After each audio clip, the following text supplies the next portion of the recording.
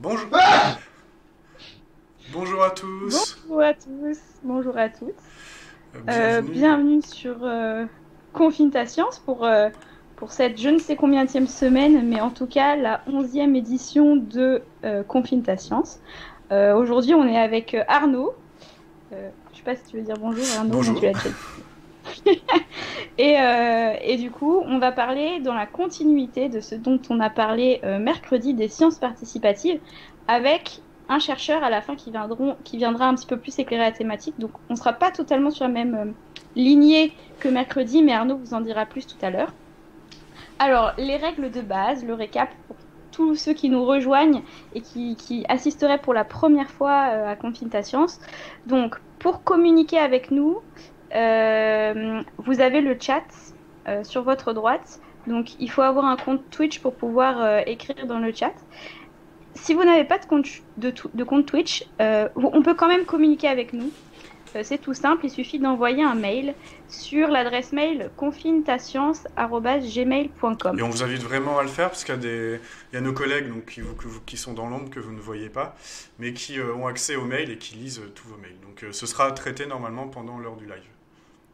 Ce qui me permet de présenter l'équipe qui est justement sur Confine ta Science. Confine ta Science, c'est le projet de médiation en période de confinement de l'espace des sciences Pierre-Gilles de Gênes, le lieu de culture scientifique de l'ESPCI Paris. Et donc, toute l'équipe de médiation de l'espace des sciences Pierre-Gilles de Gênes et de l'association Trace est en direct là. Donc, il y a Arnaud et moi que vous voyez. Mais dans le chat, vous avez aussi, et dans les mails, Pania, Maxime et Paul qui se font une joie de répondre à vos messages. Ce qui me permet de faire aussi une petite note sur le chat. C'est super que vous interagissiez avec nous. On est super contents. D'ailleurs, on vous incite fortement à le faire. Mais on va essayer de garder quelques règles de courtoisie élémentaire. Donc, on reste courtois, poli, pas d'insultes, etc. Et aussi une petite règle pour que nous, on puisse avoir le temps de lire tous vos messages. On va essayer de se limiter à ne pas flooder, c'est-à-dire mettre des messages inutiles qui n'ont rien à voir et qui nous empêchent de lire le chat et ce que vous dites, ce qui est un peu dommage parce que nous, on a très envie de prendre en compte toutes vos remarques et toutes vos questions. Voilà, on se lance, je pense, dans le vif du sujet. Arnaud, ça te Oui, va? on a présenté le SPCI, Trace, le SPG, c'est bon? Ouais, Super. ouais. Alors du coup, donc, j'ai commencé avec vous en première partie. Alors du coup, au menu aujourd'hui, on va faire trois choses différentes. On va commencer par une activité où là, vous avez vraiment participé, votre participation va vraiment être importante, et du coup, on va essayer de faire une première expérience de sciences participatives ensemble, avec un peu les moyens du bord. On va voir, je vais vous présenter un peu plus tout à l'heure. Après, en deuxième partie, on va faire une expérience de sciences participatives, mais qui a été faite par des chercheurs, par des professionnels de la recherche du MIT aux États-Unis. Du coup, on vous en parlera un peu plus. Et donc là, c'est une vraie étude qui a été faite sur beaucoup de personnes dans le monde. Et on finira en accueillant Romain Julliard, qui est professeur au Muséum d'histoire naturelle de Paris, et qui va nous parler de lui dans sa vie de tous les jours, comment il utilise les recherches participatives et la science participative. Alors du coup, c'est vrai que j'ai utilisé pas mal de fois, là, ici, le mot science participative ou recherche participative. Alors est-ce que dans le chat, normalement, ceux qui ont vu la vidéo de mercredi doivent avoir peut-être un peu plus d'idées dessus, ça vous dit quelque chose? Recherche participative, science participative, ça évoque quoi pour vous? Qu'est-ce que ça veut dire? Qu'est-ce qu'il y a derrière ce mot? Est-ce que vous l'avez déjà entendu? Alors je lis, c'est mieux là. Juste, On n'entend pas apparemment, très fort Arnaud, on Arnaud. t'entend pas très fort. Ouais. Alors on me dit que c'est mieux, je vais augmenter un peu mon son. Hop. Alors, Alors non, du coup, on entend le... ça Ouais, grésille. ça va là. Bon, dites-moi. Du N'hésitez coup, pas à me dire hein, si on vous va, m'entendez bien ou pas, j'ai un matériel différent d'habitude. on va répéter Ouais. la question d'Arnaud sur qu'est-ce que c'est pour vous les sciences participatives, qu'est-ce que ça évoque. Alors, on a UPSA 27 qui nous dit chacun apporte sa pierre à l'édifice de la recherche. Ok. Picture qui nous dit recherche à plusieurs avec les citoyens qui ne sont pas forcément des chercheurs. J'aime les sciences qui nous dit c'est des scientifiques qui demandent à des gens pas pros de les aider. Marco Polo qui nous dit c'est de faire des sciences ensemble pour aider la recherche. et on te dit que c'est bon pour le son. Super, ça conclut très bien ces petits messages. Alors du coup, si j'essaye de regarder un petit peu tout ce qui revient dans les différents commentaires, c'est deux choses, c'est qu'on fait appel à du monde, à des gens, et on fait surtout appel à des gens qui ne sont pas des chercheurs, qui ne sont pas des gens dont la science ou la recherche sont la profession. Du coup, moi, c'est une définition que j'aime bien. Alors la mienne, j'en ai noté une. Je dis, alors pour moi personnellement, mais on va en discuter tout au long de l'atelier, c'est la recherche participative, c'est faire intervenir des non-professionnels de la science pour faire un travail de recherche. Donc c'est ma définition, je ne sais pas si elle est parfaite, bien ou pas, mais l'idée c'est qu'en fait on en discute tous ensemble et que chacun se fasse un peu sa propre opinion ici pendant cet atelier sur cette question. Alors j'ai d'autres questions. Sciences positives permettent au public non scientifique d'être sensibilisé, participer. Ok, ça permet d'aider les chercheurs à avoir plein de données et à aller traiter les données par Quentin. Et Troy Malone nous dit c'est d'avoir un ensemble global de réponses. Bah super, bah du coup je vous propose un peu de remettre tout ça en perspective avec une première activité. Du coup cette activité elle va impliquer un pot. Alors est-ce que vous voyez qu'est-ce qu'il y a dans mon pot? Alors, qu'y a-t-il dans le pot d'Arnaud? Tu lui as donné un petit nom d'ailleurs, non, à ce pot Arnaud. Jean-Claude. Mon pot Jean-Claude. Jean-Claude. Alors, il y a quoi dans Jean-Claude? On a du riz apparemment. Du riz. UPSA 27. Est-ce qu'il y en a d'autres qui ont une idée de ce qu'il y a dans le pot? Du riz, du sucre. Du riz. Donc là, c'est un premier exemple de science participative. C'est, imaginons que moi, je ne sache pas ce qu'il y a dedans. Bah, je fais appel à vous. Ce serait un peu le niveau 0 de la science participative, mais c'est intéressant. Ok, c'est du riz. C'est des grains de riz. Et du coup, alors, ce que je vais vous demander, une question toute bête, c'est... On va dire que j'ai envie d'ouvrir ce pot de riz, mais pour pouvoir l'ouvrir, j'ai envie de savoir combien il y a de grains de riz dedans. Du coup, j'essaye de le mettre par rapport à ma main. Vous voyez, il y a à peu près la hauteur de ma main. Le pot, c'est comme un gros pot de compote, enfin, en taille. Et du coup, alors, ce que je vous demandais, c'est de ne pas mettre vos estimations dans le chat, de ne pas mettre de numéros vos nombres de grains de riz dans le chat, les garder pour vous. Et du coup, alors mes collègues vont vous donner un lien dans le chat, et un lien du coup vers un sondage du coup qui va vous demander d'écrire le nombre de grains de riz que vous pensez qu'il y a dans ce pot. Donc voilà, je vois que mes collègues viennent de le mettre, donc du coup, je vais mettre une photo là à côté pour pas avoir à le tenir tout le temps. Donc c'est le même pot, il y a le même nombre de grains de riz. Alors, avant d'écrire vos estimations, il y a une petite précision, c'est que on vous demande d'estimer le nombre de grains de riz à 100 grains de riz près. Et du coup, l'idée, c'est que la précision qu'on donne doit vous donner une petite idée de la quantité de riz. Et du coup, 100 grains de riz près, c'est pas beaucoup par rapport à ce qu'il faut trouver. Voilà. J'en dis pas trop plus. L'idée, c'est que donnez vos estimations. Donc, en fait, on va attendre là que vous donnez les estimations. Alors, oui, pour info, Clem, on pourrait les compter, mais en fait, la règle, c'est qu'on n'a pas le droit d'ouvrir le grain de riz, le pot, on n'a pas le droit d'ouvrir Jean-Claude avant d'avoir donné une estimation et d'avoir à peu près un résultat sur combien il y a de grains de riz à l'intérieur du pot. Donc, l'idée, c'est d'essayer d'estimer combien il y aurait de grains de riz dans ce pot, juste en le regardant comme ça. Alors, on a une question de Quentin qui nous demande si un sondage, c'est une science participative. Eh bien, c'est une bonne question qu'on peut se poser et qu'on pourra peut-être poser aussi à Romain Julliard, qui est donc le chercheur qui viendra un peu nous donner, lui, sa vision en tant que chercheur des sciences participatives. On peut la garder dans un coin de notre tête. Alors, j'ai demandé peut-être à nos collègues de remettre le lien dans le chat pour répondre à la question, à la fameuse question. Combien de grains de riz vous pensez qu'il y a dans le pot qui est à ma gauche sur l'écran ? Sachant que idéalement, il nous en faut le plus possible. Oui. Et c'est pour ça qu'on fait appel à vous aujourd'hui. Pour estimer le nombre de grains de riz que contient Jean-Claude. Sinon, imaginez que Arnaud sera coincé toute sa vie avec un bocal de riz qu'il ne pourra pas ouvrir. Surtout, ce serait bien dommage. Pour le confinement, en plus, on ne peut pas faire des courses autant qu'on veut. Du coup, Alors, du coup, petite précision aussi, qu'en attendant que vous ayez le temps de répondre Alors oui, il y a le geek qui dit que ça rappelle la vidéo de Mehdi Moussaïd. J'avoue que je me suis complètement inspiré de Mehdi Moussaïd, qui a une chaîne qui s'appelle Fouloscopie, qui parle de théorie des foules. Et du coup, en fait, alors cette expérience, nous, on l'a jamais fait. Alors, on n'est pas des experts de la science de théorie des foules. Donc là, le mot qu'on appelle aussi, c'est cerveau collectif. Et du coup, on voulait tenter, quoi. On s'est dit, bah, tiens, on essaye quelque chose, on voit ce que ça donne. Et on va voir du coup, si on va ça voir marche, si... selon nos attentes. On verra avec vous. Alors apparemment, il y aurait une vingtaine de réponses. Allez-y. Est-ce que j'étais une animatrice dans une école du 9e arrondissement? Non. Je ne suis jamais allée dans le 9e arrondissement de ma vie, peut-être. Non, si, j'ai dû y passer, mais je n'ai jamais été dans une école du 9e arrondissement. On est à 30 réponses, c'est super. 30 réponses. Ok. Ça monte. Ah oui, aussi, petite chose que j'ai précisée, si vous êtes plusieurs à regarder la vidéo en même temps sur le même ordinateur, évidemment, vous pouvez recliquer sur le lien et donner là, une réponse pour une des personnes qui regardent le direct et qui n'a pas encore donné de réponse. Donc si vous êtes 3 à regarder, vous pouvez cliquer 3 fois sur le lien et chacun donne sa réponse.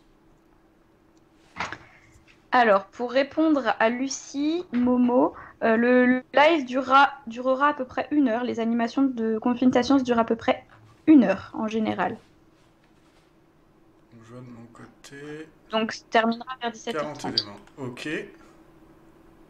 Alors du coup, j'ai demandé à 40, ça te va, Clémentine? Allez, on va s'arrêter à 40. Peut-être qu'à la fin de l'animation, on reverra s'il y a des réponses qu'on n'a pas pu prendre en compte. Mais alors du coup, je vais demander à mes collègues de mettre toutes ces réponses-là dans un tableur Excel qui va nous dire, en fait, qui va calculer la médiane de vos réponses. Alors la médiane, c'est une façon de calculer la moyenne qui est un peu différente. L'idée de la médiane, c'est qu'en fait, on va prendre toutes vos réponses et on va les classer du plus petit au plus grand. Et on va prendre la valeur au milieu. Du coup, en fait, l'intérêt de faire ça, c'est que s'il y a des gens qui ont mis des valeurs très très grandes ou très très petites, ça va pas trop faire varier le résultat.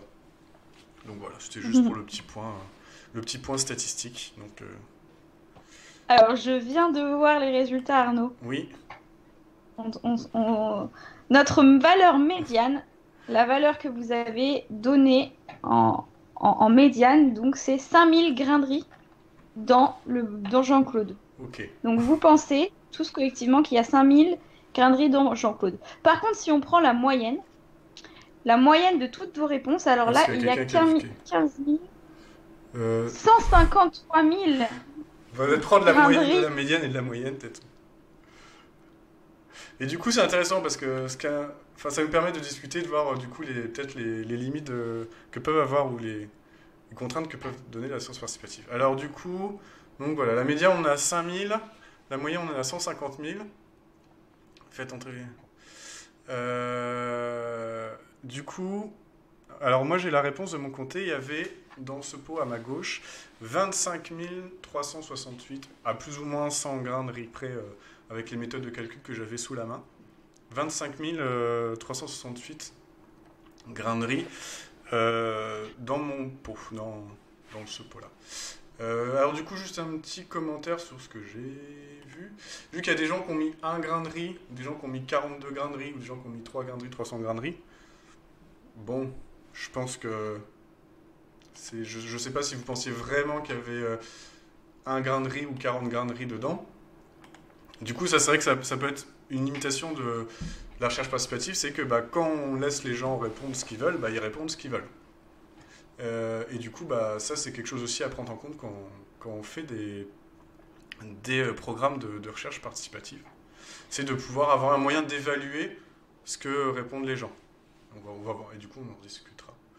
Donc là, bon. Oui, Clémentine, vas-y. Est-ce qu'on explique un petit peu l'objectif qu'on avait derrière peut-être Vas-y, je te laisse. Parce que clairement, on peut voir que ça n'a pas marché. Mais notre idée, il y a des études en économie, notamment en économie expérimentale et dans plein d'autres domaines, qui montrent que lorsqu'on demande à plein de gens d'estimer une donnée, par exemple le nombre de graineries qu'il y a dans un bocal, chacun tout seul donne une réponse. Par exemple, moi je pense qu'il y a 20 000 graineries, mais tout seul j'ai pas trop plus d'informations que ça. Mais des études montrent que si on demande à un assez grand nombre de personnes, on arrive en faisant la médiane des données à retrouver une estimation correcte de ce qu'on a voulu estimer. Par exemple, la taille d'une baleine. Si on demande aux gens d'estimer la taille d'une baleine, ou si on demande aux gens d'estimer le nombre de grains de riz qu'il y a dans un bocal. Alors là, on a bien vu qu'entre nous, ça n'a pas marché, puisque Arnaud avait calculé que dans son bocal, il y avait à peu près 25 000 grains de riz. Nous, on a trouvé qu'en médiane, il y avait 5 000 grains de riz.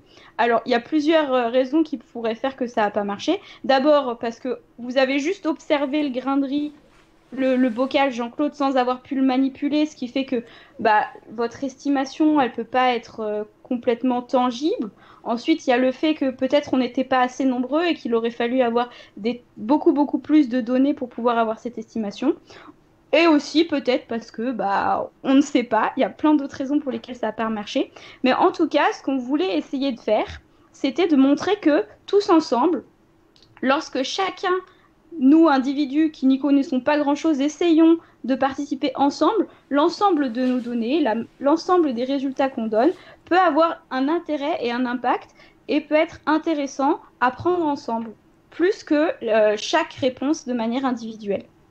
Donc voilà un petit peu ce qu'on voulait dire. Ça n'a pas marché, mais au moins on aura tenté. Et après, on pourra dire, par Twitch, ça ne marche pas. À voir si ça marche plus en vrai ou pas. On réessayera l'expérience en tout cas. Et ce qui est intéressant, c'est qu'en science, ce qui peut être un peu frustrant, mais le fait d'avoir un résultat comme ça reste un résultat. Ça reste que cette expérience-là, en tout cas, une fois avec une quarantaine de personnes, on voit que c'était pas assez. Alors du coup, il faudrait essayer de la refaire, peut-être donnant plus de précision, donnant plus d'informations, en essayant de toucher plus de monde. Et du coup, voilà, on a fait notre première expérience de sciences participatives et le résultat, ça n'a pas donné. Il y a Marco Polo qui nous dit que peut-être que le fait qu'on ait dit que c'était à la centaine près, ça nous a induit en erreur. Peut-être, effectivement. Peut-être qu'on a donné trop d'informations. Oui, on pensait que du coup, ça allait permettre de faire donner les gens des grosses valeurs, que c'était à 100 près. Mais ça a eu l'effet inverse. Et ça aussi, c'est intéressant à voir. Et du coup, on a fait cette première expérience et on voit que la science participative, c'est pas si facile que ça en fait. Ça s'improvise pas trop non plus.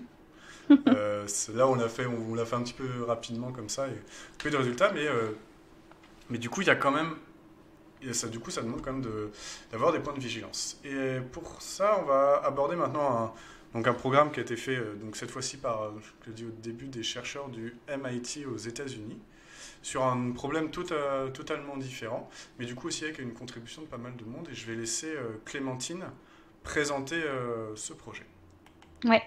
Alors, le projet qu'on va vous présenter et qu'on va faire ensemble, on va vous inciter à le faire depuis chez vous. En fait, il est intéressant parce qu'il nous permet de voir un projet de sciences participatives du début à la fin. Le début, il est déjà passé, la fin est déjà passée parce qu'en fait, les résultats ont déjà été publiés. Mais pour que vous compreniez un peu la logique derrière, ça nous a paru intéressant de parler de ce projet. Alors juste parce que je vois que Confintator, parce que je me dis on va peut-être l'oublier, je suis désolé, je te coupe un peu brutalement, Clémentine. Vas-y. Je fais une toute petite parenthèse là, on reviendra avec ce que disait Clémentine après. Du coup, donc là on a regardé. Pour recontextualiser, on a essayé d'estimer à une quarantaine de personnes combien il y a de grains de riz donc, dans ce pot-là. Et on a vu que on avait un résultat qui était assez en dessous de ce que j'avais calculé de mon côté.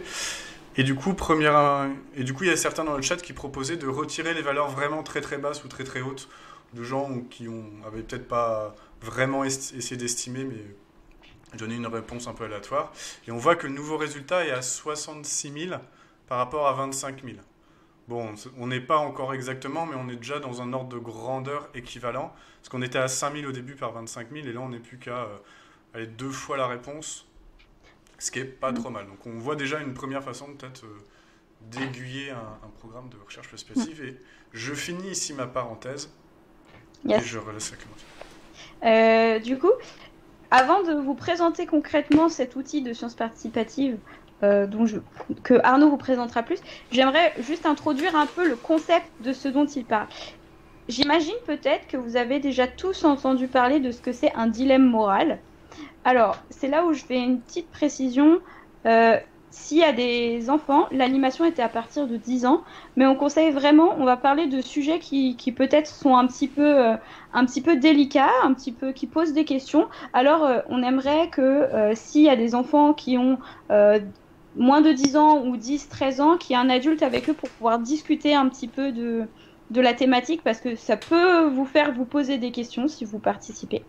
Et du coup, est-ce qu'il y a des gens qui savent ce que c'est un dilemme moral? Ou est-ce que vous connaissez des noms de grands dilemmes moraux? Donc non, on a des réponses négatives.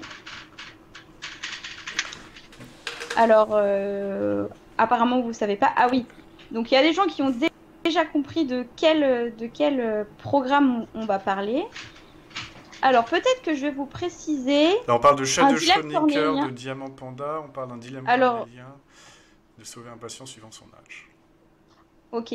Alors, il y a plusieurs dilemmes moraux, effectivement, il en existe plusieurs. Un dilemme moral, c'est quand on a le choix, on doit choisir entre deux situations qui sont inchoisissables. Ni l'une ni l'autre n'est une solution positive, n'est un choix qu'on a envie de faire. D'accord? Il y en a plusieurs qui existent. Il y en a un qui est très connu, c'est le dilemme du tramway. Alors, pour vous présenter un petit peu ce que c'est que le dilemme du tramway, Arnaud va vous passer une petite vidéo qui est tirée d'une série qui s'appelle The Good Place et donc qui illustre très bien ce que c'est que le dilemme du tramway. Comme ça, on pourra tous être sûrs de quoi on parle. Je te laisse y aller, Arnaud. Allez, c'est parti. En fait, c'est une expérience de pensée. Elle a été décrite pour la première fois par une philosophe anglaise du nom de Philippa Foot en 1967. Imaginez que vous conduisez une rame de tramway et que d'un seul coup les freins lâchent.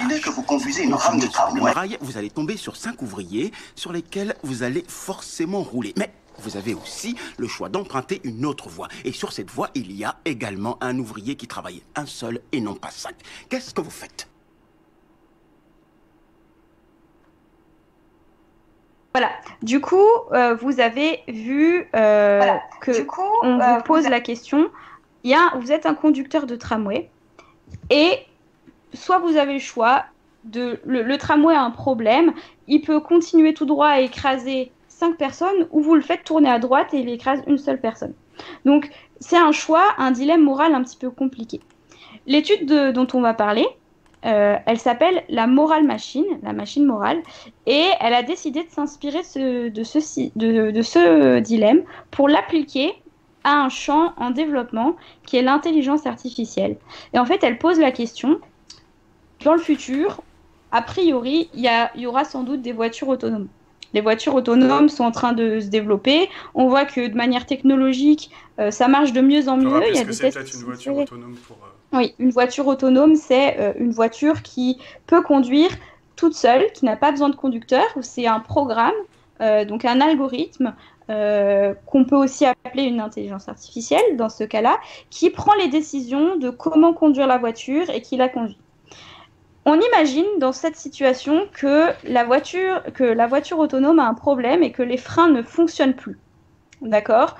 Puisque les freins ne fonctionnent plus, la voiture autonome a le choix soit d'aller tout droit, par exemple, et au même temps de tuer les conducteurs de la voiture en se crachant dans un mur, ou alors de dévier et de tuer, là, cette fois, les personnes qui sont sur le passage piéton. Donc, cette expérience de science participative, elle se dit, dans le cas où la voiture autonome, elle a un bug, elle a un problème, alors, quelle devrait être la décision que prend cette voiture par rapport à la situation? Est-ce qu'elle devrait continuer tout droit? Est-ce qu'elle devrait tourner? Et donc, les personnes qui ont construit cette étude, le MIT et le CNRS en France, ont décidé de mettre en ligne un énorme questionnaire que Arnaud va vous présenter pour pouvoir essayer de voir ce que les gens pensent dans le cas où la voiture autonome arriverait sur le marché et qu'on doit faire des lois pour essayer de décider les décisions prises par cette voiture autonome. Alors, je vais te laisser, Arnaud, continuer et présenter l'outil. Oui, alors juste avant de présenter l'outil, je vois qu'il y a pas mal de gens qui ont l'air de prendre la solution de tuer une seule personne et du coup de laisser les 4 personnes sauves qui sont sur la première voie du tram. En fait, c'est vrai que là, dans l'exemple du tramway, en fait, vous êtes l'aiguilleur. Donc, en fait, où c'est vous qui allez changer l'aiguillage des voies de chemin de fer. Et en fait, là, il y a une petite subtilité aussi, c'est que si vous changez de voie, vous faites une action. Du coup, la personne toute seule que vous allez tuer, bah, c'est vous qui l'aurez tué. Alors que si vous faites rien, vous ne faites pas d'action, vous êtes inactif. Du coup, c'est pas vraiment vous qui l'a tué. Après, voilà, c'est des problèmes plus de philosophie, d'éthique, tout ça. Voilà, le problème n'est pas si simple que ça. Et du coup, moi, je vais vous présenter à quoi ça ressemble, donc le travail du MIT. Donc là, je suis sur le site. Alors, j'ai demandé à mes collègues de donner le lien de ce site dans les commentaires. Je vois que Diamanda Panda l'a déjà mis, c'est le bon lien. Très bien. Et du coup, alors donc vous pouvez ouvrir le lien. Je vous invite quand même à revenir sur la page Twitch pour que je vous présente vite fait comment ça fonctionne. C'est assez rapide, mais comme ça, voilà, vous ne soyez pas trop perdus. Du coup, quand vous cliquez sur le lien, vous arrivez sur cette page. Il y a une petite vidéo qui présente la chose. Si vous n'êtes pas en français tout d'abord, vous pouvez cliquer en haut à droite, il y a un petit bouton bleu, et vous pouvez choisir la langue, donc vous mettre en français. Et sinon, nous, ce qu'on va faire, l'application, on va faire la partie juger. Du coup, c'est le lien ici. Et du coup, là, ça commence tout de suite et vous avez 2 scénarios. À chaque fois, vous aurez 2 scénarios. Et là, on voit que donc, il y a un premier scénario où il n'y a personne dans la voiture. Alors, on imagine que c'est une voiture autonome, par exemple, qui va récupérer son conducteur quelque part. Et du coup, qu'il se conduit tout seul pour aller le récupérer. Et du coup, elle a une situation de danger où là, il y a des pitons qui viennent de traverser. Elle n'a pas le temps de s'arrêter. Donc, soit elle reste tout droit et elle tue 2 personnes, soit elle tourne à droite et elle tue 2 autres personnes. Et là, ce qui est un peu plus poussé que dans l'exemple classique du dilemme du tramway, c'est qu'on peut voir, en cliquant sur montrer la description, le profil de ces personnes. Donc là, on voit que si la voiture ne fait rien, on tue une fille et une femme. Et que là, si la personne continue à droite, elle risque de renverser 2 femmes âgées. Donc c'est pour ça qu'on vous conseille d'être avec un adulte pour le faire, parce que c'est des questions un petit peu entre guillemets d'adulte, même si j'aime pas forcément cette expression. Mais voilà, et du coup l'idée aussi c'est que ça mène à discussion. On vous dit il n'y a pas forcément de bonne solution, c'est vous, qu'est-ce que vous feriez à sa place. Donc là je vais vous laisser faire les 13 scénarios de votre côté. Je vais revoir, parce que là je ne vois pas le chat. S'il y a des soucis, s'il y a des gens qui ont des...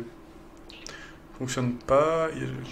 Alors, juste pour répondre à la question de Fanette sur les essais de navettes autonomes, etc. En fait, l'idée, c'est de se dire que quand même, l'idée générale derrière la voiture autonome, c'est que de manière probabiliste et de manière statistique, il y a quand même beaucoup moins d'accidents avec les voitures autonomes. En tout cas, c'est un petit peu un objectif.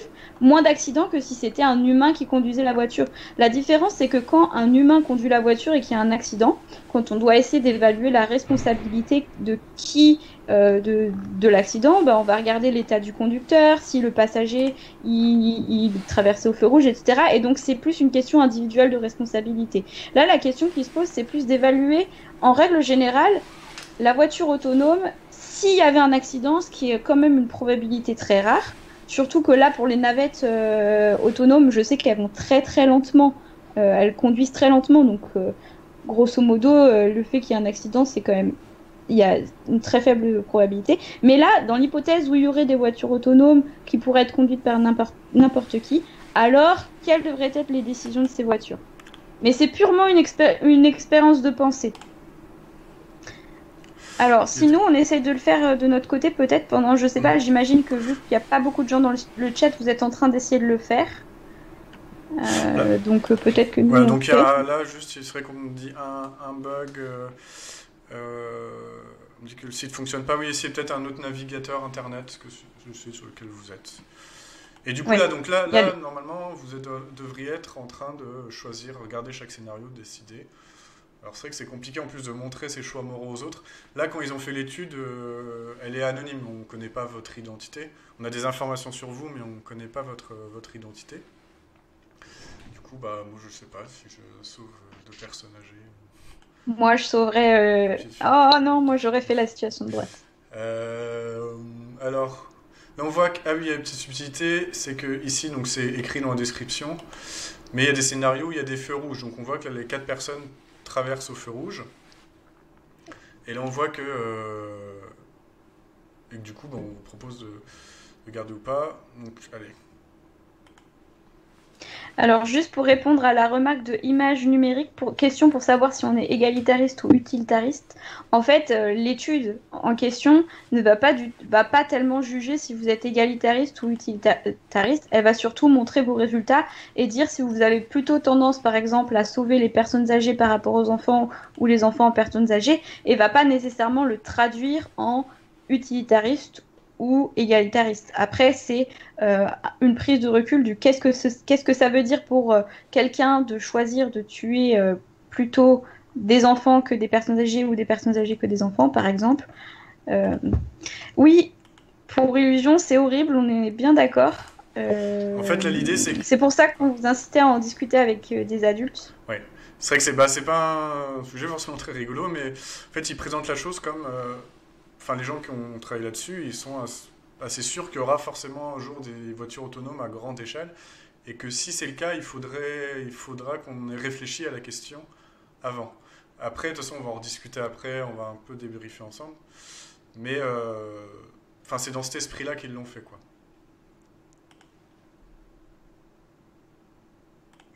Du coup, il y a 13 questions dans les questionnaires. Alors, s'il y en a qui regardent... 13, par exemple. S'il y en a qui regardent notre écran et que vous êtes en train de le faire aussi, vous vous rendez compte qu'on n'a pas les mêmes questions. C'est normal, c'est parce qu'il y a un échantillon de combien de choix possibles. Plusieurs dizaines de millions, plusieurs millions au moins. Il y a plusieurs millions de scénarios qui ont été générés informatiquement. Donc c'est très peu probable qu'on ait les mêmes et que même si vous le refaites une deuxième fois, vous avez des scénarios que vous avez déjà vus. En fait, l'idée, c'est vraiment d'avoir le plus de scénarios possible pour essayer d'avoir des résultats les plus fiables possibles. Et alors, s'il y en a qui ont fini, vous voyez qu'à la fin, normalement, on en parlera un peu juste après, mais on peut comparer déjà nos résultats de ce qu'on a mis par rapport aux autres. Donc, voir où est-ce que nous, on se situe par rapport à toutes les autres personnes qui ont répondu dans le monde. Parce que ce qu'on n'a pas précisé, c'est que cette étude, elle a été traduite dans énormément de langues pour pouvoir être accessible dans une majorité de pays. Et donc, au total, il y a 39,61 millions de personnes qui ont répondu dans le monde entier. Alors, du coup, donc là, moi, j'ai fini de faire les 13 scénarios qu'on m'a proposés. Alors, je ne sais pas où vous en êtes de votre côté, mais bon, si vous prenez votre temps. Et du coup, donc moi, on me demande si j'ai envie d'affiner le résultat que j'ai donné. Et surtout aussi quelque chose d'important, à la fin on dit le MIT nous donne l'option d'empêcher de conserver nos réponses en cliquant ici. Donc ça se voit pas forcément très bien, mais c'est quasiment l'avant-dernière ligne. Vous cliquez ici, vous pouvez faire en sorte que la Moral Machine ne prenne pas en compte ce que vous venez de faire. Mais du coup, si vous continuez, ça veut dire que vous acceptez.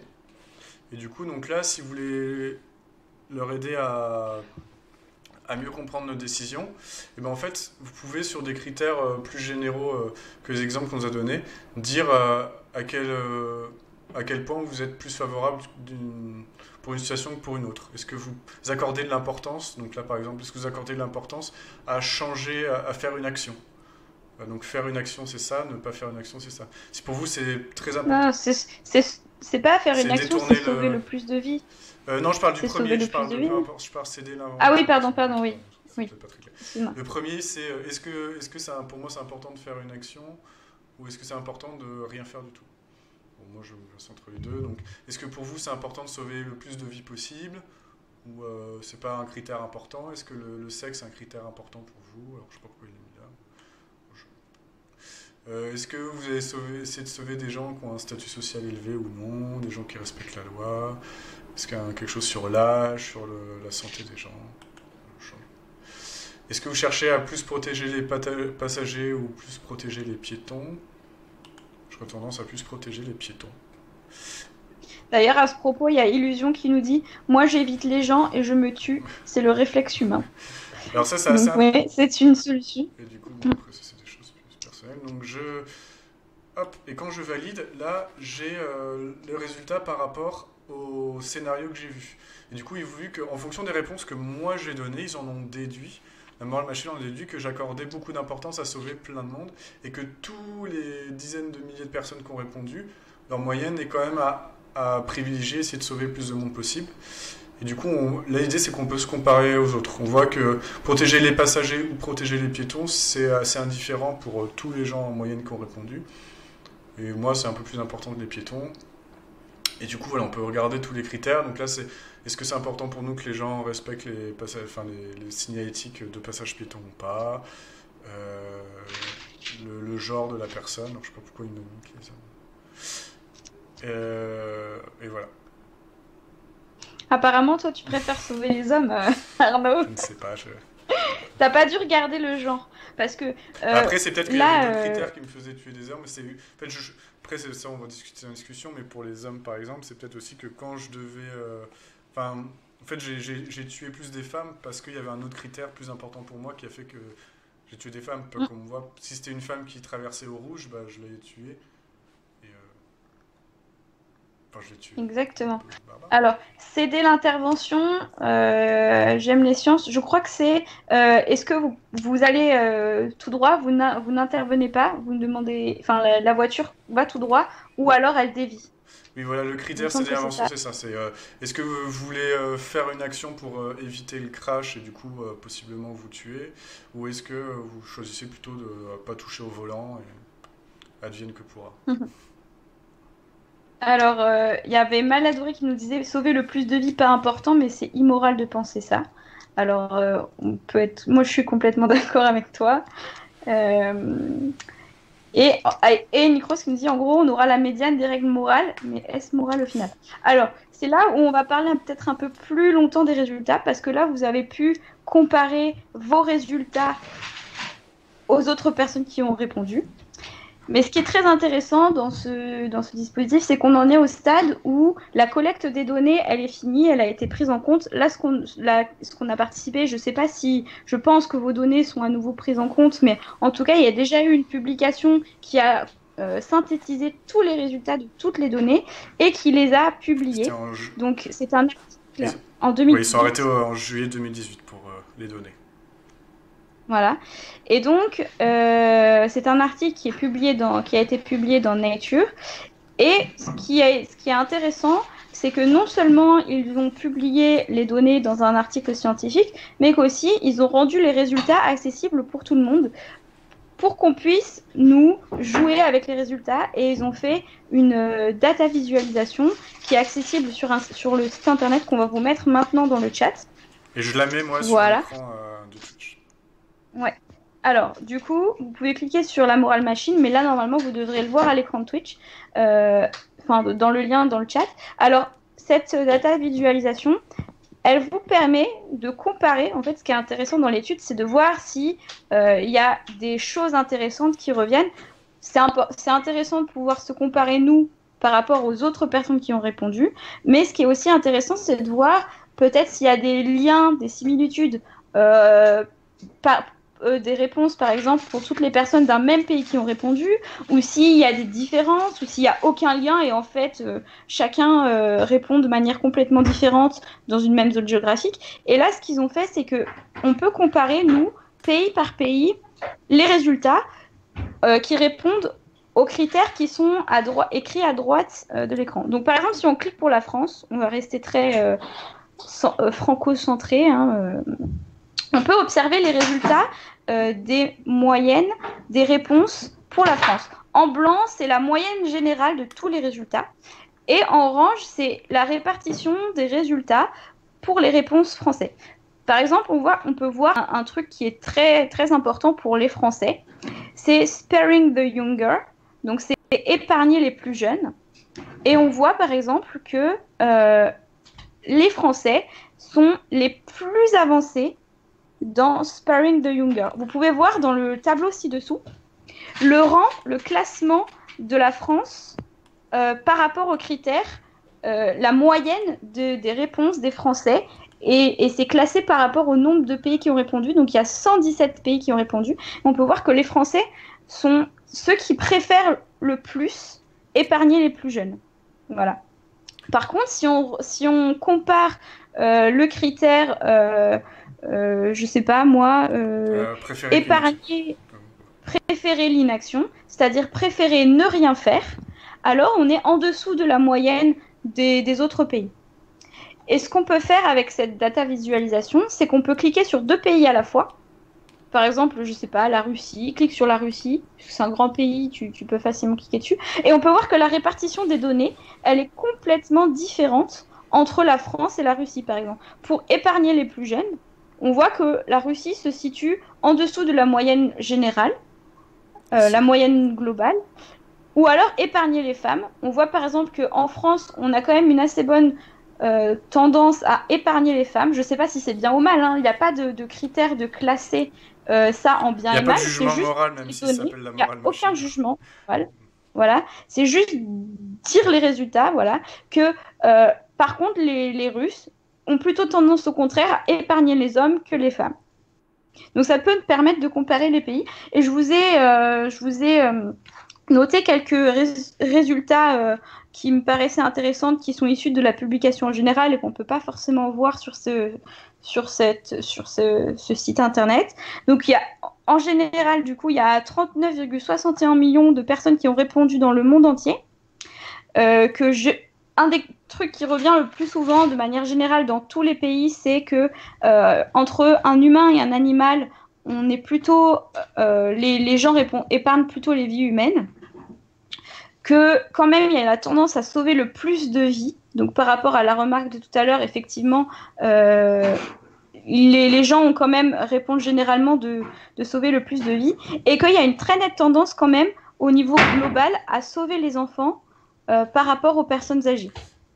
Et ce qui est intéressant, ce que moi je trouve intéressant, c'est que les données, sans qu'on les ait classées avant par pays, quand on a juste lancé un algorithme pour essayer de voir grosso modo les pays, c'est qu'en fait il y a 3 zones géographiques dans le monde qui sont ressorties avec des grandes tendances qui sont un petit peu similaires. Donc l'Occident qui regroupe l'Amérique du Nord et certains des pays européens, donc qui ont à peu près des tendances similaires. Ensuite, il y a l'Orient. Ils ont appelé ça comme ça dans la publication, c'est pour ça que je les appelle comme ça, mais c'est des zones qui regroupent ces pays-là. Donc l'Orient, ça regroupe pour eux l'Asie et le monde musulman. Et le Sud, qui regroupe l'Amérique latine et la France, et des pays qui ont été marqués par l'influence de la France. Donc en fait, au niveau des réponses, on est plus similaire à l'Amérique latine qu'aux autres pays européens, ce qui est assez rigolo. Et ça, c'est les données qui l'ont dit, c'est pas du tout les chercheurs qui ont cherché cette donnée. Voilà un peu ce qu'on peut dire sur les résultats. Et ce qui nous paraissait important de vous montrer dans cet exemple de sciences participatives, après on peut questionner la question de sciences participatives, et c'est un peu ce qu'on va faire juste après par rapport à la morale machine, mais c'est qu'on pouvait vous montrer un résultat où il y a des chercheurs qui se posent une question, qui mettent en place un protocole où n'importe qui peut s'en emparer, y répondre, comparer ces données. Il y a même, si vous le voulez, dans le site de base, un moyen pour que chacun puisse créer ses propres dilemmes moraux et les envoyer aux personnes de son entourage. Donc chacun peut participer et créer ses propres dilemmes moraux. Et ensuite, on peut avoir accès aux résultats de manière très libre, c'est open source. On peut télécharger la publication, etc. Donc c'est pour ça qu'on a choisi cet exemple-là et qui nous paraissait intéressant de vous en parler. Alors je sais pas trop ce qui s'est passé dans le chat, j'ai pas trop suivi. Ouais, je vais reprendre la main du coup pour conclure sur la morale machine. Je vois qu'il y a plein de discussions, c'est super. En fait, c'était vraiment l'idée nous qu'on avait avec cette proposition de live, c'était du coup que ça mène une discussion, que ça lance une discussion. C'est ce qui est en train de se passer. Du coup, je vois que du coup, là, on va essayer de je vais passer à ça. C'est un peu du coup de se poser des questions sur ce protocole de recherche, donc de la morale machine. Donc si je parcours un petit peu vos réactions, donc les gens disent qu'en fait la population serait prête à accepter la voiture autonome si elle est plus sécuritaire que les humains. Alors ça, en fait, du coup, les chercheurs qui ont fait cette étude, ils ont aussi regardé ça, ils ont aussi demandé, alors un petit peu moins de monde, là c'était une enquête un peu plus restreinte, mais si les gens étaient prêts à acheter une voiture autonome, si cette voiture autonome allait dans certains cas sacrifier le passager ou le conducteur. Et du coup, en fait, il y a très peu de personnes qui se disaient prêts à acheter une voiture qui, peut-être, va les envoyer dans le mur s'il s'agit de sauver 4 autres personnes.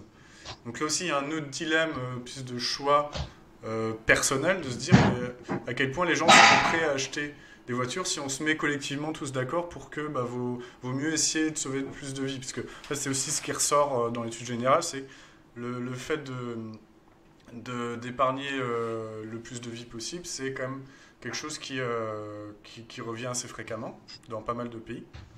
Mais du coup, si les gens sont d'accord pour sauver les autres vies, mais ne pas sacrifier la leur quand il faut en sauver plus, c'est une autre question. Du coup, je relais un peu, comme vous abordiez ça, je voulais donner un petit peu cet éclairage. Et du coup, sinon, je voulais demander, qu'est-ce que vous avez pensé, vous, en tant que participant, en tant que public, pendant cette étude? Qu'est-ce que vous avez pensé des questions? Là, sans parler nécessairement de la thématique, mais en parlant vraiment du protocole en soi et de ce que ça vous évoque en tant que science participative, recherche participative, des définitions qu'on a tenté un petit peu d'évoquer au tout début de l'activité. Est-ce que ça vous a... Alors, c'était horrible. Vous trouvez ça horrible? Ouais, non, c'est une bonne remarque. Enfin, c'est vrai que c'est pas... Enfin, moi, j'avoue que la première fois que je l'ai fait, je n'étais pas super à l'aise parce que on n'a pas forcément envie d'être confronté à ce genre de situation. Est-ce qu'il y a d'autres personnes qui ont d'autres... Cela me mettrait mal à l'aise. D'accord. Du coup, donc là, c'est plus des réactions un peu de retrait par rapport à... L'exercice n'a pas été très bien vécu. Bon, après, là, comme on dit, c'est très très théorique. Ce qui a été fait là, je veux dire, ça ne va pas du tout dire que demain, c'est des voitures autonomes, c'est ça qui va se passer. Il trouve que c'est méchant Mitsubashi 44. Oui, en fait, c'est vrai que ça nous met un peu au pied du mur de se dire, là, on a 2 mauvaises solutions, faut en choisir une. Beaucoup d'hésitations et choix à contre-cœur, ok, donc il y a des gens qui ont regretté leur choix, qui regrettaient un peu leur choix, qui ne voulaient pas faire de choix. Parce que c'est autonome, mais des conséquences qui ont... Oui, après, c'est vrai qu'il y a aussi pas mal de questions qui questionnent la sécurité des voitures. C'est vrai que les scénarios présentés sont idéalisés. C'est un choix assumé par les chercheurs, qui peut être tout à fait discuté, contesté. Mais on ne parle pas du tout de la véracité des scénarios proposés, parce que c'est vrai que dans la plupart des cas, peut-être qu'il y aurait un 3e scénario qu'on ne vous a pas présenté, qui est essayer d'éviter tout le monde, ou freiner d'une certaine façon. Et ça c'est... Là, c'est vrai que l'étude ne se portait pas là-dessus, c'est vraiment sur le choix moral à mettre dans la voiture. Sinon, la J'aime les sciences qui nous dit c'est une bonne idée de demander son avis à tout le monde, mais je trouve que sinon, oui, c'est horrible comme décision à prendre. Et on a une question sur... une réponse sur l'idée de médiane et de quantité sont intéressantes, mais est-ce que sur des sujets qualitatifs, il est possible de mettre en place des sciences participatives aussi? Oui, alors il faudrait voir donc Eric Cross, qu'est-ce que tu appelles des sujets qualitatifs? Ça, on pourra poser la question, par exemple, à Romain Juliard qui va nous rejoindre bientôt, là, dans quelques instants. Ouais, après, là, on a toujours beaucoup de remarques sur la morale machine en général, plus que sur le protocole. Et peut-être qu'on peut, du coup, passer à la dernière partie. Parce que là, je vois UPSA27 qui nous dit que c'était un peu binaire comme choix. Et ça, en fait, ça, c'est intéressant parce que quand on va construire un protocole de recherche, on va voir un peu plus ce que c'est, parce que j'ai peut-être beaucoup dit ce mot-là sans trop dire ce qu'il y avait derrière. Mais c'est très important de se mettre à la place des participants et d'essayer de faire quelque chose qui fonctionne avec les gens. Et on a envie de tous les sauver. Et une autre solution de Mitsubashi qui clôt le débat en disant « Sinon, on arrête de penser aux voitures autonomes et la question ne se pose pas. » Du coup, ça va clore cette petite discussion. Et du coup, on va recevoir Romain Juliard. Donc, Romain, est-ce que tu as ton micro d'ouvert? Pas encore. Ah, très bien. Voilà. Donc, je vous présente Romain Juliard à notre gauche, Clémentine et moi. Donc, il est professeur au Muséum d'Histoire naturelle. Tu veux dire quelque chose, Clémentine? Pardon. Il nous fait rêver avec ses arbres. Il nous fait rêver avec ses arbres en arrière-plan. Pardon, désolé. Et du coup, donc il est là pour discuter avec vous de un peu tout ce qu'on a vu. Ah, le son est en bas. C'est bon, normalement j'ai Sinon, ça devrait être bon. Oui. Oui, du coup, il va discuter un peu avec nous et on va peut-être déjà lui demander de se présenter et expliquer un peu quel est son travail et quel lien avec les sciences et la recherche participative. Du coup, Romain Julliard, je t'en prie. Voilà, donc bonjour à tous. Donc moi, je travaille au Muséum national d'histoire naturelle à Paris et dans un laboratoire qui s'intéresse au devenir de la biodiversité et qui utilise beaucoup ce qu'on appelle les sciences participatives pour alimenter des bases de données qui nous permettent de comprendre comment cette biodiversité se distribue par rapport aux enjeux notamment de changements globaux, le climat, l'urbanisation et ce genre de choses. Et pour ça, on a besoin de beaucoup de données et de données qui soient autant que possible comparables dans le temps ou entre lieux et qui vont permettre de faire ces recherches. Et donc, on s'appuie sur des réseaux de contributeurs volontaires qui vont mettre en œuvre ces protocoles d'observation, qui sont pour certains des réseaux de naturalistes et puis pour d'autres des réseaux ouverts à tous, notamment quand il s'agit de regarder la biodiversité dans des endroits privés comme son jardin ou utiliser des méthodes pour recenser cette biodiversité qui sont accessibles comme la photographie ou ce genre de choses. Et donc ça fait une quinzaine d'années qu'on développe ce genre de dispositif au muséum dans un programme qui s'appelle Viginature où on a en tout 16 programmes différents avec autant de protocoles et de réseaux et qui ont permis un petit peu de comprendre les ressorts et d'analyser les ressorts de et les caractéristiques de ces sciences participatives et l'importance de prendre en compte toute la dimension humaine de ces réseaux. C'est finalement pas tant des données qui sont collectées par des gens que des gens qui collectent les données avec toutes sortes de motivation et surtout de rétribution dans ces participations. Beaucoup d'apprentissage, de découverte. Alors un petit peu comme l'exemple qu'on a vu, c'est-à-dire que ce qu'on va faire des données et la contribution de chacun à cette base de données, à ce bien commun, c'est un des moteurs. Et puis il y a aussi toutes les interactions entre participants qui sont très souvent importantes. Le sentiment d'appartenance à une communauté de contributeurs et puis aussi les échanges entre participants se révèlent fournir et contribuer à la qualité des données qui sont produites et donc être en soi une des dimensions de ces sciences participatives. Ok. Du coup, je vois qu'il y a pas mal de messages sur la qualité de l'image. Malheureusement, on n'y peut rien. C'est les aléas des connexions de chacun et de chacune dans cette période de confinement. Donc, on fait tous un petit peu comme on peut de notre côté. On n'a pas forcément tous les mêmes connexions. Donc ça, malheureusement, on ne pourra pas faire grand-chose. Nous écouter. Normalement, le son a l'air pas trop mauvais. En tout cas, moi, j'entends bien de mon côté. Alors du coup, merci pour cette présentation générale. Et du coup, Romain, toi, qu'est-ce que tu en as pensé de l'exercice de la morale machine par rapport à... Donc tu parlais de l'expérience des participants et de ce que peut apporter la science aux participants. Et toi, avec l'exemple qu'on a présenté, qu'est-ce que tu en as pensé par rapport à toi, comment tu fais de la recherche participative de ton côté? Arnaud, juste, ton son est très bas, apparemment. Alors j'ai reposé ma question rapidement, donc je disais que pour les... Pardon. Pardon. Pour les soucis de vidéo, on ne pourra rien faire, c'est malheureusement les aléas des connexions de chacun. Et on fait un peu comme on peut pendant cette période de confinement. Et du coup, je demandais à Romain par rapport maintenant à la morale machine qu'on a vue, qu'est-ce qu'il pensait de cet exercice par rapport aux participants et par rapport à l'implication des participants. Et sinon, si vous voulez poser des questions dans le chat, c'est le moment. On les prendra au cours du fil de l'eau. Je te laisse la parole, Romain. Oui, donc c'est sur le plan de la recherche, ça produit des données de grande qualité et d'un grand intérêt, on l'a vu. Sur le plan de la participation, on est plus dans la catégorie des sondages en ligne. Et donc une participation qui est relativement limitée par rapport au potentiel de participation dans les sciences participatives. Je vais m'expliquer. Ici, par exemple, on ne voit pas les résultats avant d'avoir participé. Alors c'est très compréhensible sur le plan méthodologique, hein, c'est ce qui est souhaité dans ce dispositif. Mais ce qui fait que on n'a pas tous les tenants et aboutissants des questions qui se posaient avant d'arriver au bout de la démarche et de pouvoir voir les résultats.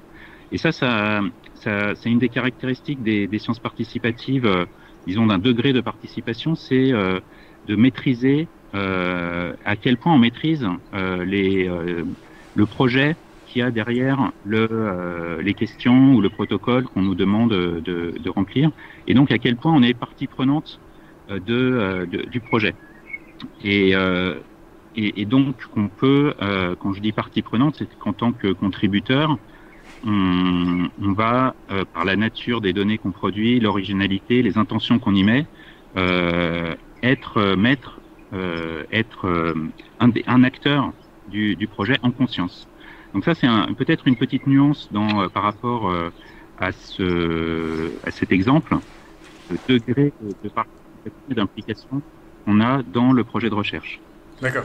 Du coup, là, c'est vrai que pour l'exemple qu'on a vu, on demande surtout aux gens Enfin, les chercheurs sont intéressés pour collecter les données des gens, mais la présentation du programme de recherche et de ses implications est assez peu faite. Alors, je vois dans le chat, on nous demande une question. Il y a Marco Polo qui demande pourquoi on ne demande pas à des gens qui ont au préalable eu un questionnement, donc là il parlait d'éthique, mais un questionnement sur la question. Est-ce que vous, du coup, vous essayez de sélectionner les personnes qui participent ou c'est complètement ouvert à tous?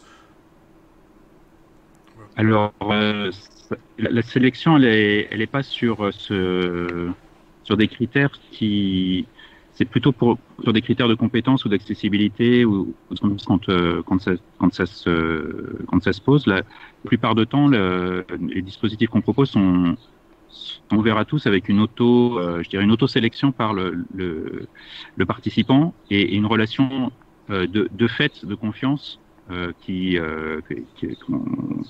qu'on fait vis-à-vis du participant de respecter les consignes qu'on lui donne, et une confiance qui est réciproque, c'est-à-dire que le participant ne s'engage dans ces dispositifs que s'il a confiance dans le projet de recherche qui est proposé. Et donc c'est toute une relation qui se met en place, c'est-à-dire que il y a une sorte de donnant-donnant entre que le participant va contribuer en termes de données et d'efforts, respecter les règles et ce genre de choses, et le fait que le chercheur derrière ou la communauté de recherche qui va s'emparer de ces données remplisse son rôle et utilise et valorise effectivement ces données. Donc en fait, il y a comme une échelle en fait dans les sciences participatives de le niveau un peu zéro d'ailleurs, où on peut reposer la question est-ce qu'un sondage est une science participative?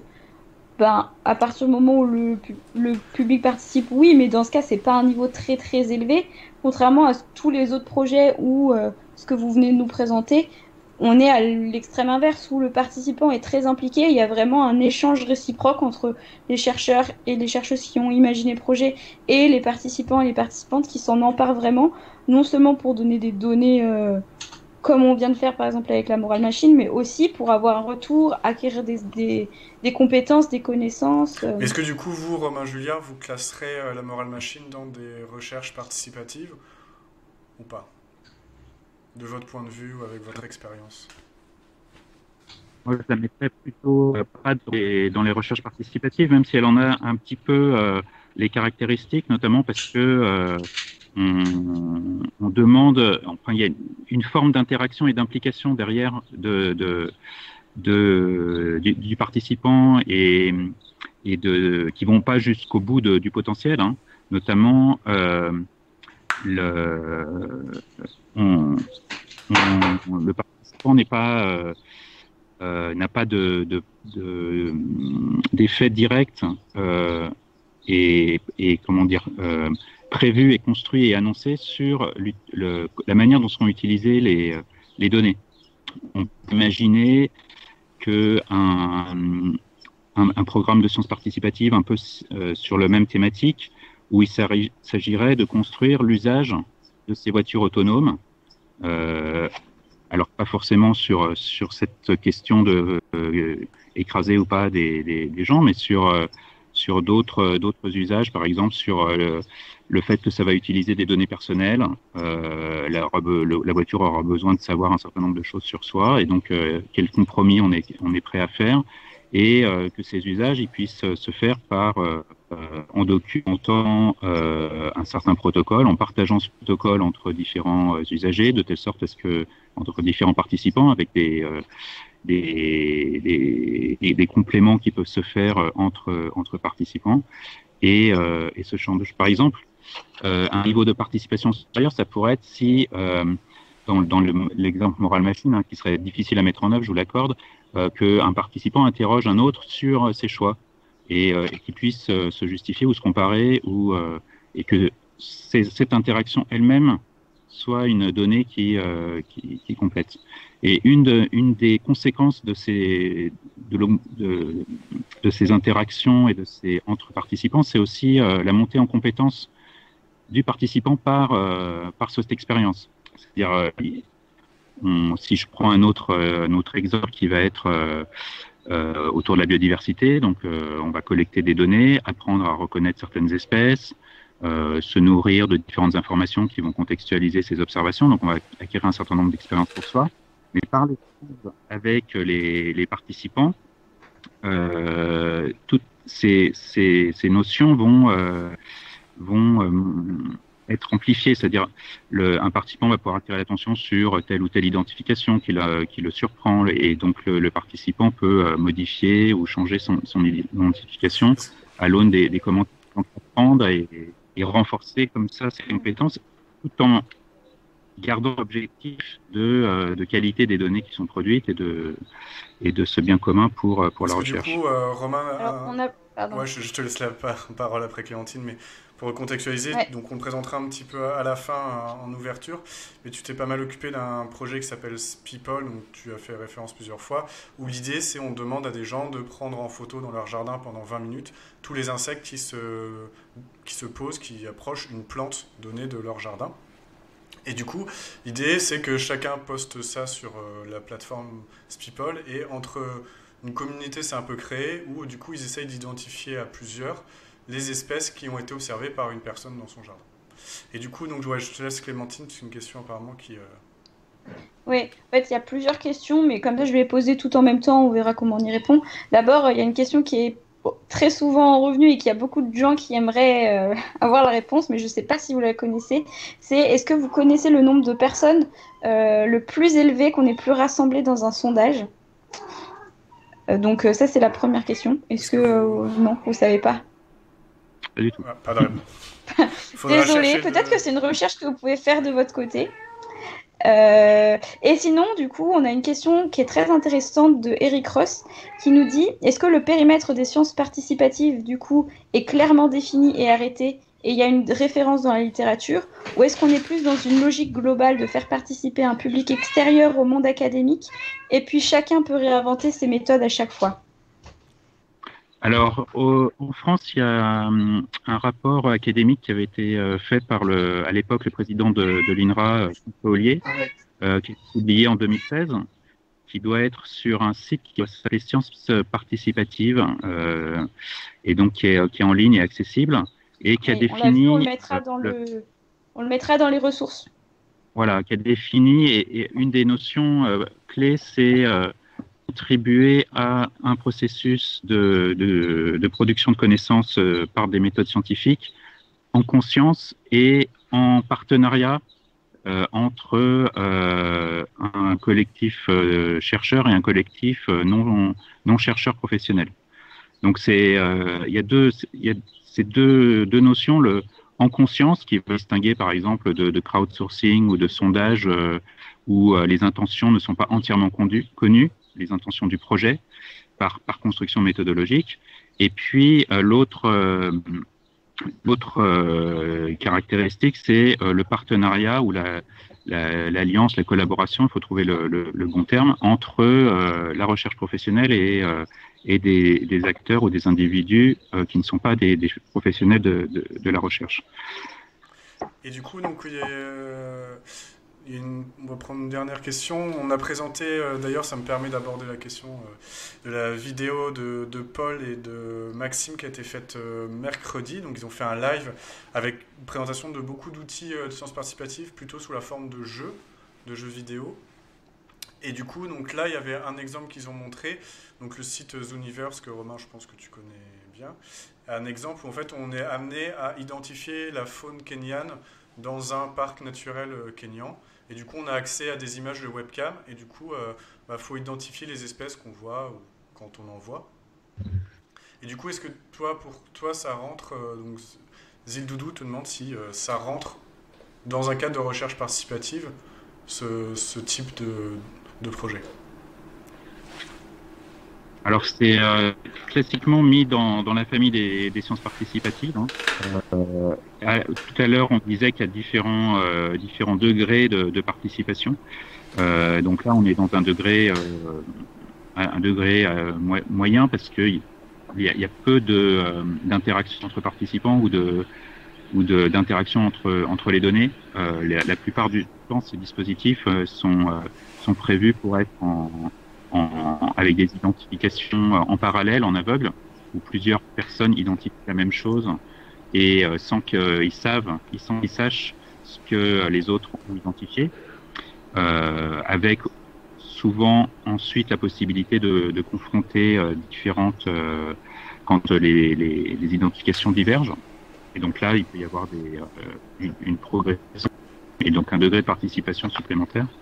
Donc même dans cette famille de sciences participatives en ligne, sur l'enrichissement de documents, il y a un degré aussi de participation qui peut être important. Il y a pas mal de ces exemples qui sont sur du déchiffrage ou de l'enrichissement de documents écrits. Et c'est un petit peu de la même façon quand ces déchiffrages se font individuellement et en parallèle pour confronter le résultat de plusieurs déchiffrages. C'est pas la même chose que quand ils se font séquentiellement ou en collaboration, où chacun vient compléter ce qu'a fait le précédent. Donc là aussi, on voit toute la gamme de degrés de participation et à chaque fois, c'est plus ou moins approprié à l'objectif de la recherche. Hein. Il ne s'agit pas forcément d'une hiérarchie dans la qualité de la recherche, mais plus un degré dans la participation et dans les potentialités que ça peut générer en termes de données innovantes ou d'innovation dans le mécanisme de création de production de données. D'accord, du coup, si j'ai bien compris, en fait, ce qui va peut-être pouvoir permettre de différencier différents types de recherche participative, c'est l'interaction entre participants, enfin interparticipants, les participants entre eux, est-ce qu'ils peuvent communiquer, est-ce qu'ils peuvent échanger sur le travail qu'on leur a proposé de faire, et aussi l'interaction entre les participants et les chercheurs pour l'élaboration du projet et le retour sur ce qui a été fait. Et du coup, là, ça vous donne en fait toute une différente type de famille de recherche participative. Très bien, merci beaucoup Romain. Est-ce que Clémentine, tu veux relayer Ah, Clémentine, on t'entend pas. Oui, pardon, comme il y a les chats qui miaulaient beaucoup, j'ai coupé mon micro. Une question, est-ce que vous aimez votre métier, Romain ?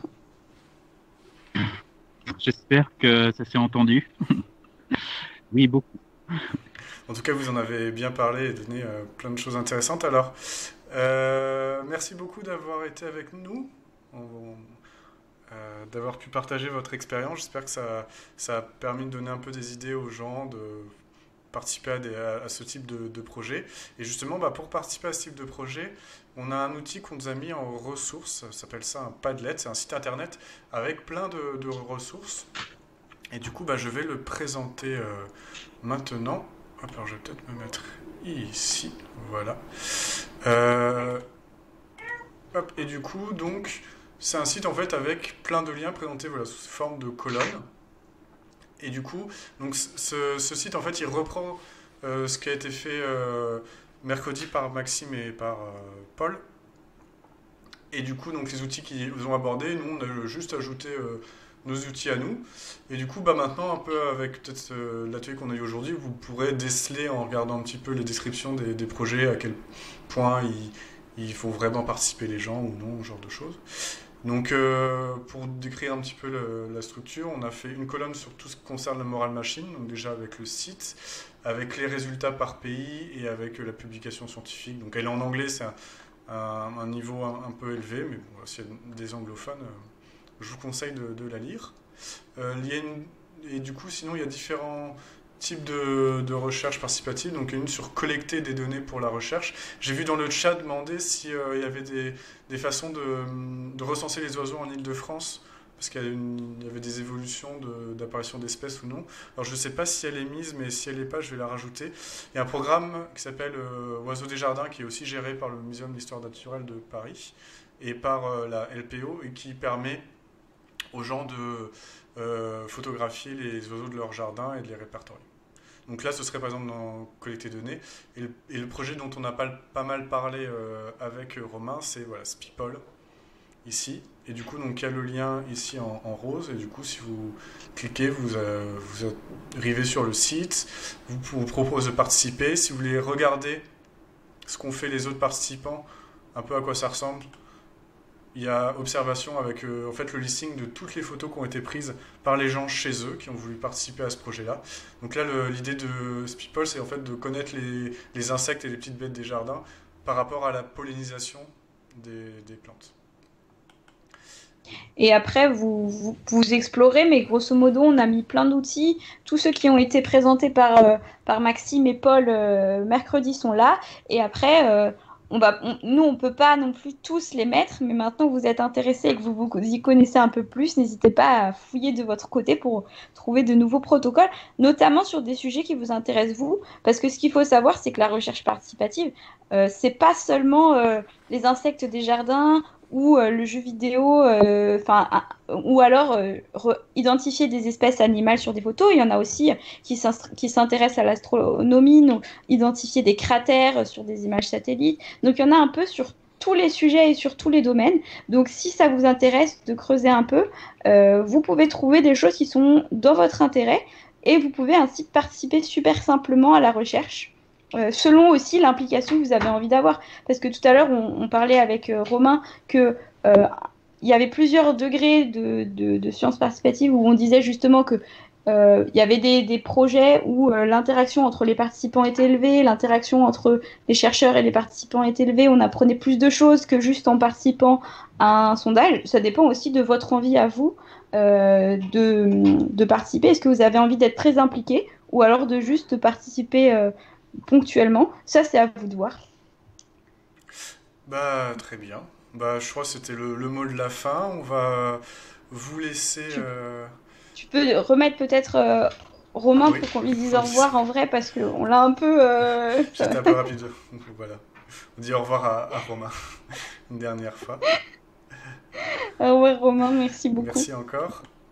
Et du coup, on va vous laisser là-dessus. Prochaine animation, alors ce sera pas sur Twitch. Ce sera des rencontres avec des chercheurs en plus petit comité, donc tous les liens sont normalement par là dans information de la vidéo.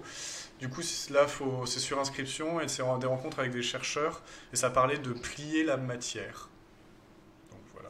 Ouais, et sinon, la prochaine animation sur Twitch en live, où il n'y a pas besoin d'être inscrit, mais c'est mieux s'il y a des bricolages, vous saurez le matériel, d'ailleurs il y en aura. Ce sera mercredi prochain à 16h30 et ce sera en collaboration avec la chaîne Parlons Maths de Animat.